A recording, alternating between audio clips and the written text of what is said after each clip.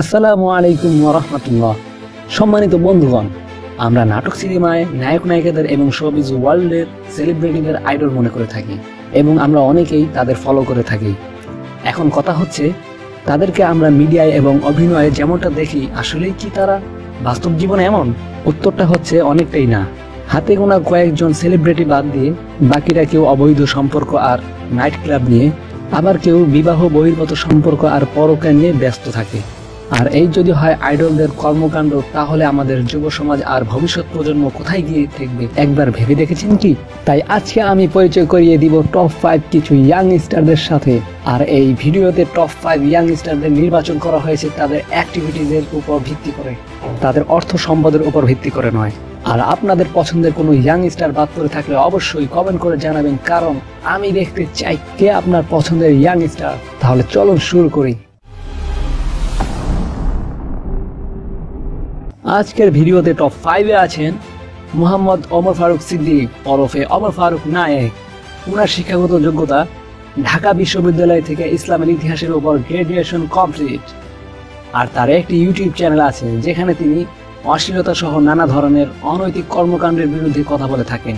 তিনি বছরখানেক আগেও অন্য একটি ইউটিউব চ্যানেলে কিছু ছোট নাটক করেছেন। তবে ইদানিং অশ্লীলতার বিরুদ্ধে প্রতিবাদ করার পাশাপাশি সায়েন্টিফিক কোরআন নিয়ে কিছু কন্টেন্ট তৈরি করেছেন। তার ইউটিউব চ্যানেলের লিঙ্কটি ডেসক্রিপশন বক্সে দেওয়া আছে, আপনারা চাইলেই তার চ্যানেল থেকে ঘুরে আসতে পারেন। তাদের ভাবখানা এমন যে তারা ব্রিটিশ বাবু, এয়ারপোর্টে নেমেই ডিরেক্ট সেলিব্রিটি হয়ে গেছে। বাঙালিকে তারা চেনেই না। বাঙালি বিজ্ঞানী হচ্ছে যারা বিজ্ঞানে পারদর্শী না হলেও চুলকানিতে বিশেষ দক্ষতা রয়েছে তাদের। আসলে তারা ভুল বলে, আমরা বিজ্ঞান দিয়ে কোরআনকে প্রমাণ করি না, আমরা কোরআন দিয়ে বিজ্ঞানকে প্রমাণ করি এবং কোরআন দিয়ে বিজ্ঞানকে বিচার করি। এইসব গান, সিনেমা, নাটক এবং বিজ্ঞাপনগুলোতে নারীদেরকে যেভাবে প্রেজেন্ট করা হয়, পণ্যের মতো ব্যবহার করা হয়, তাতে নারীবাদীরা কেন চুপ থাকে সেটা আমি জানি না। টপ 4-এ আছেন এস.আর. নির্জন। পড়াশোনা করেছেন Bangabandhu Memorial degree college Jhenaidah থেকে, যিনি কিনা এক সময় ইসলামের জ্ঞান শূন্য প্রতীক ছিলেন। আলহামদুলিল্লাহ, এখন তিনি তার এস.আর. নির্জন নামক ইউটিউব চ্যানেলের মাধ্যমে ইসলামের দাওয়াহ দিয়ে যাচ্ছেন। বর্তমানে তিনি কোরআনে প্রযুক্তি নামক টাইটেলে কিছু পর্ব কন্টিনিউ করে যাচ্ছেন। তাছাড়াও তার আরো একটি ইউটিউব চ্যানেল রয়েছে যার নাম হচ্ছে এস.আর. নির্জন ইংলিশ। আর এই চ্যানেলের মাধ্যমে তিনি ইংরেজিতে দাওয়াতি কার্যক্রম চালিয়ে যাচ্ছেন। আর একটি কথা না বললেই নয়, তিনি তার ভিডিওতে অনেকটা জাকির নায়কের মতোই বক্তব্য দিয়ে থাকেন, যা কিনা আমাদের প্রতিটি বাঙালির জন্য গর্বের বিষয়। আর তার ইউটিউব চ্যানেলের লিঙ্কগুলো ডেসক্রিপশন বক্সে দেওয়া আছে, চাইলেই ঘুরে আসতে পারেন তার ইউটিউব চ্যানেল থেকে। যে ব্যক্তি চাই পুরো গ্রাম জ্বালিয়ে দিতে, সে যদি তার নিজের ঘরে একটুখানি আগুন লাগায় তাতে দোষ কি?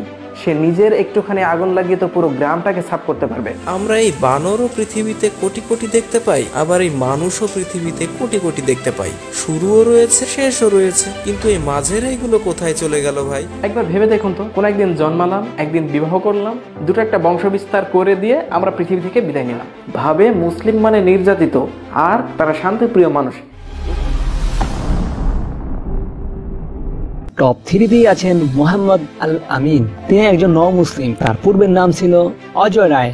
তিনি এক সময় মিডিয়াতে কাজ করতেন এবং অভিনয় জগতের একজন জনপ্রিয় ব্যক্তি ছিলেন। তিনি ছিলেন একজন হিন্দু পরিবারের সন্তান। তার মিডিয়া জগৎ ছেড়ে এবং হিন্দু ধর্ম ত্যাগ করে ইসলাম গ্রহণ করা মোটেও সহজ ছিল না। তিনি তার পরিবার ছেড়েছেন, তার মিডিয়া জগৎ ছেড়ে এসেছেন শুধুমাত্র ইসলাম গ্রহণ করার জন্য। আর তিনিও মাঠ পর্যায়ে ইসলামের দায় হিসেবে কাজ করে যাচ্ছেন।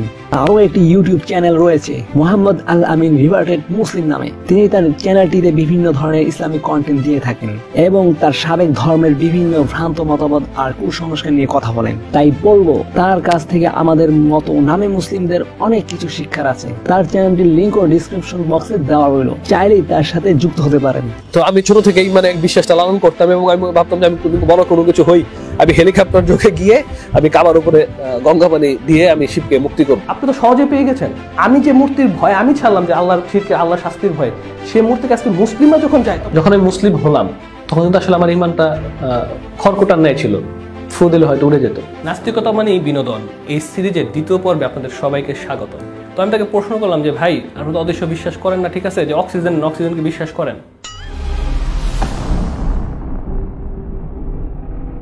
এবারে টপ 2-এ আছেন সাইম শাহরিয়ার। তার educational qualification masters in chemistry. তিনি মুসলিম সন্তান হয়েও এক সময় ছিলেন অ্যাথিস্ট, অর্থাৎ তিনি ছিলেন ধর্মের প্রতি ঘোর বিরোধী। এছাড়াও তখন তিনি বিশ্বের সবচেয়ে বড় জাদুঘর হতে চেয়েছিলেন। এক পর্যায়ে তিনি ইসলাম ধর্ম ত্যাগ করার জন্য বিভিন্ন ধর্মগ্রন্থের উপর গবেষণা করেন। আলহামদুলিল্লাহ, আর তখনই তিনি 360 ডিগ্রি অ্যাঙ্গেলে পরিবর্তিত হয়ে ইসলামের ছায়াতলে ফিরে আসেন। তার এই ফিরে আসাটা একদমই সুখকর ছিল না।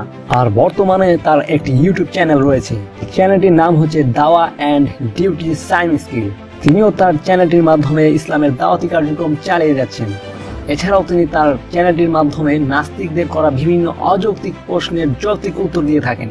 আরও একটি চমৎকার দিক হচ্ছে তিনি বিভিন্ন লাইভে এসে বড় বড় নাস্তিকদের সাথে ডিবেট করেন এবং চ্যালেঞ্জ ছুড়ে দেন, আর তাতে করেই নাস্তিকরা দ্বিতীয়বার লাইভে তর্ক বিতর্ক করার সাহস হারিয়ে ফেলেন। এছাড়াও তিনি মাঠ পর্যায়ে দাওয়াতি কাজ করে যাচ্ছেন। তার ইউটিউব চ্যানেলের লিঙ্কটি ডিসক্রিপশন বক্সে দেওয়া আছে, চাইলেই তার পথের সাথী হতে পারেন। যদি ভালো নাস্তিক হতে চান আপনাকে দুইটা কাজ করতে হবে, হয়তো কোরআনের চেয়ে উত্তম বিধান মানতে হবে, অথবা কোরআনে যা আছে তার পুরোপুরি বিরুদ্ধাচরণ করতে হবে। দুইটা ওয়ে। কোরআনে আছে পোশাক পরতে হবে, আপনি পোশাক পরবেন না, বিরুদ্ধাচরণ। কোরআনে আছে সমকামিতা নিষিদ্ধ, তাহলে আপনি সমকামী হবেন। যখন আমরা ইন্ডিয়ায় সন্ত্রাসী কর্মকাণ্ড দেখি হিন্দু দাদাদের, হোক সে আর্টিকেল 370 বা নয়াদিল্লি সে আক্রমণ, তারা একটা কাজ করে মুসলিমদের উপর চাপায়। যদি দেখেন যে তারা ট্রেনে আগুন দিচ্ছে টুপি মাথায় দিয়ে, আর দোষ দিচ্ছে মুসলিমদের। তাহলে নাস্তিক কেন সাজে? ইউরোপের পেশা পাওয়ার জন্য। নাস্তিক কেন সাজে? কারণ ধর্মীয় পরিচয় গোপন করে মুসলিমদের আঘাত করার জন্য, অনুভূতিতে আঘাত করার জন্য। যে অ্যারিস্টটল আছে, প্লেটো আছে, সক্রেটিস আছে, 322 বা 300 বছরেরও বেশি সময় আগে তারা পৃথিবীতে ছিল, এটা হজম করতে পারেন আপনারা। কিন্তু ইসলাম ছিল, মুহাম্মদ সাল্লাল্লাহু আলাইহি ওয়াসাল্লাম আল্লাহর নবী, তিনি পৃথিবীতে ছিলেন, এটা হজম করা যায় না। এখন আমাদের সেই কাঙ্ক্ষিত টপ 1-এ আছেন মোহাম্মদ ইব্রাহিম, আর তিনি বর্তমানে একজন MBBS ডক্টর। তিনি এক সময় গান করতেন এবং তার গানের অনেক ফলোয়ার ছিল। তিনি তাদেরকে গিটার বাজানো শেখাতেন।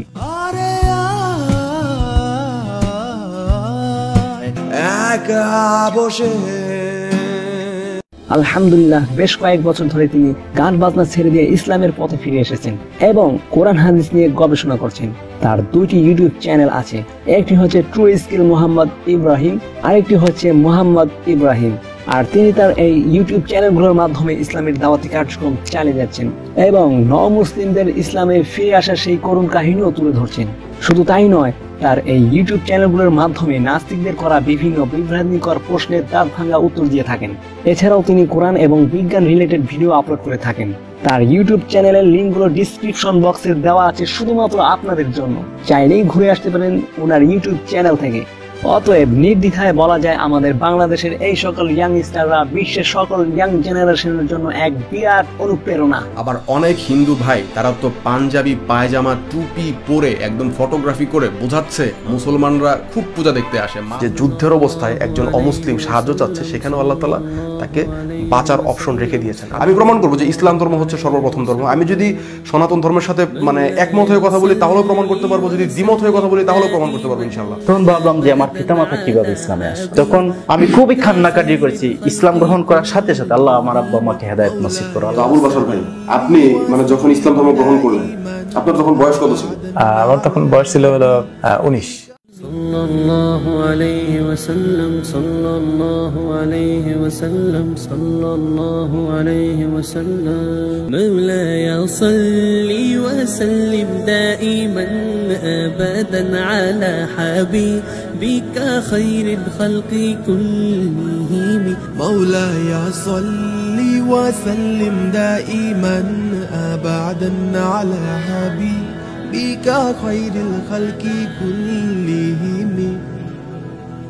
न कोई आप जैसा होगा न कोई आप जैसा था, ना कोई आप जैसा होगा ना कोई आप जैसा था। कोई यूसुफ से पूछे मुस्तफा का हुस्न कैसा था। ज़मीन व आसमां में कोई भी मिसाल न मिले। मौलाया सल्ली व सल्लिम दाइमन अबदन अला हबीबिका खैरिल खल्क़ि कुल्लिहिम। मौलाया सल्ली व सल्लिम दाइमन अबदन अला हबीबिका खैरिल खल्क़ि कुल्लिहिम।